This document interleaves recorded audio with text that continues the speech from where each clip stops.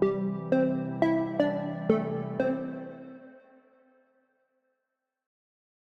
is Brian Masters with Shiloh Coffee Supply and Hope Coffee. Today I'm going to show you a very quick way to clean the Retro unit from Fracino at the end of every day that you do that. Our teams at our shops actually do it midday and at the end of the day. It's a little bit different than the Contempo and some of the other units that have a pump. Again, this spring acts as the pump, and so water is always flowing down. In the other units, you could have a vacuum suck water back up. This one you cannot, and so the cleaning process is a little bit different. So as you remove the portafilters, you're going to put them in solution to clean as well. But you're going to grab your coffee tool. They make these fantastic, we call them toothbrushes, but they make them fantastic for this. This unit's not on, so you're not going to see any water come through.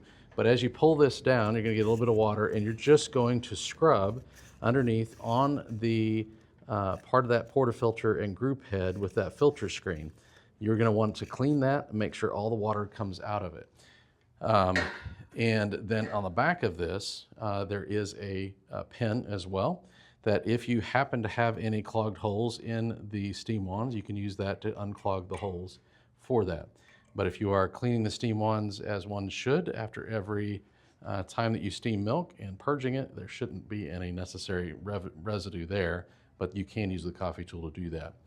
The reason I show you that is because it is common for some baristas who have not used a lever machine to want to put a blind or blank filter into the portafilter, put solution in there and pull that down. Don't do that. That will actually make it explode from pushing the portafilter out because it's building up pressure in there and there's nowhere for it to go. This is only a one-way valve, and so this is the only way to clean it. And I wanted to show you that just so that you understood how simple these machines are and how easy they are to clean.